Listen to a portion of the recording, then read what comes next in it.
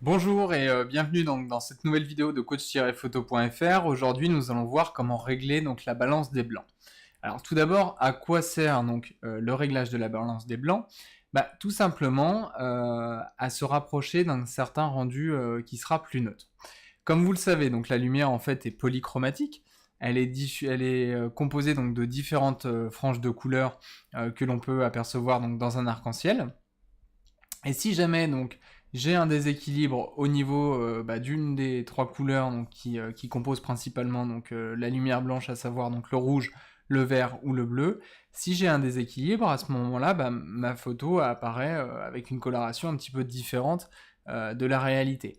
Alors c'est un phénomène dont nous apercevons pas dans la nature, puisque notre œil et notre cerveau vont naturellement corriger cette aberration chromatique. Cependant, donc, notre capteur de l'appareil photo, lui, il est incapable de le corriger, donc on va pouvoir donc, assurer donc, cette modification en réglant donc, la balance des blancs, et en fait, tout simplement avoir une restitution plus fidèle des couleurs.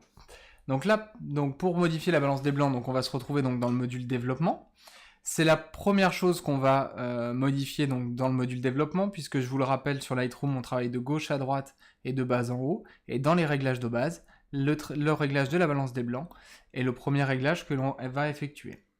Donc là, ici, donc j'ai une photo donc, qui est plutôt chaude. Donc une photo chaude, c'est une photo qui tire sur le jaune orangé. À l'inverse, une photo froide, ça va être une photo qui va tirer plutôt sur le bleu. Et je vais avoir donc trois possibilités principales pour modifier donc ma balance des blancs. Ici, donc je vais avoir donc des réglages automatiques. Ce sont des pré-réglages donc qui correspondent en gros au réglage de votre appareil photo. Je vais avoir donc l'élément pipette et je vais pouvoir également modifier avec la température et la teinte. Donc on va commencer tout d'abord donc par les réglages auto. Donc le mode automatique de mon appareil, c'est celui donc, qui va régler donc, automatiquement donc, ma balance des blancs en fonction de la température de la scène. Donc le capteur en fait tout simplement analyse tout cela. Donc là je vous mets juste l'avant-après pour que vous puissiez donc bien comparer. Je vais avoir donc le mode lumière du jour qui va être surtout ici donc lumière naturelle qui va être surtout conseillé en réglage de photos d'extérieur lorsque j'ai un joli ciel bleu. Donc là ici c'est pas du tout mon cas et on remarque que du coup ma photo tire vraiment sur le orange. Je vais avoir donc le réglage ombre qui lui va être utilisé lorsqu'on est à l'ombre d'un bâtiment ou d'un arbre et qui va avoir pour but de réchauffer la température de mes photos. Mais là, comme je suis déjà sur une photo qui est trop chaude, justement, c'est ce que je vais éviter. Le mode nuageux, pardon, excusez-moi, le mode nuageux, ça va être la même chose. Je vais avoir donc le mode tungstène, lui, qui va refroidir ma photographie. Donc là, on voit qu'on a effectivement un rendu qui est beaucoup plus fidèle. Et ensuite, donc on va terminer donc par le mode fluo et le mode flash. Donc le mode fluo, donc c'est lorsque votre sujet est exposé à une lumière froide type néon. Et le mode flash, c'est lorsque votre sujet est exposé avec la lumière froide de votre flash.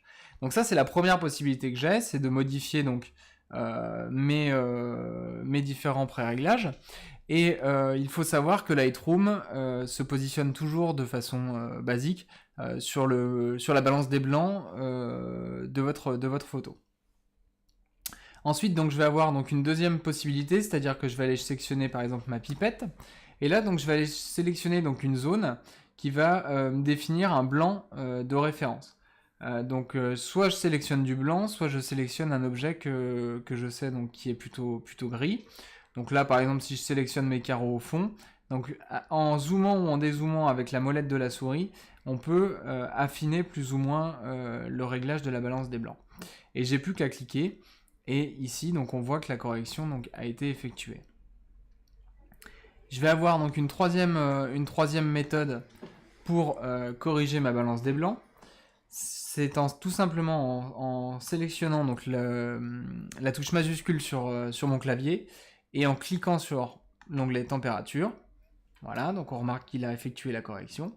Et ensuite, je peux effectuer la même manipulation donc, sur l'onglet teinte. Donc j'appuie sur la touche majuscule et je double-clique sur l'onglet teinte. Donc l'onglet teinte, en fait, si vous voulez, ça va corriger les dominances de magenta et de rouge. Ici, il y a une légère modification, mais parce que vous voyez, on est à plus 5, donc lorsque je clique sur température, on reste à plus 5, et lorsque je clique sur teinte, il corrige à plus 4. Mais généralement, votre curseur va pas beaucoup bouger donc sur le mode teinte. Si jamais donc le réglage ne vous plaît pas, à ce moment-là, vous pouvez aussi régler manuellement, corriger manuellement tout simplement la température de votre photo ainsi que la teinte. Voilà, nous avons donc terminé donc pour cette vidéo donc, qui vous expliquait comment les 3 méthodes donc, pour régler donc, la balance des blancs donc, sur Lightroom. Bien entendu, ce sont des réglages à faire en format RAW, puisque en format JPEG, vous ne pourrez pas corriger votre balance des blancs en post-production. Donc moi, je vous conseille donc vraiment de shooter en RAW. Voilà, donc on a terminé avec cette formation. Vous avez donc en dessous un lien qui s'affiche où vous pourrez donc cliquer pour obtenir donc 1 heure de formation gratuite sur Lightroom. Et moi, ce que j'ai à vous dire, c'est à la semaine prochaine pour les prochaines vidéos. Et je vous souhaite une bonne soirée et je vous dis à très bientôt.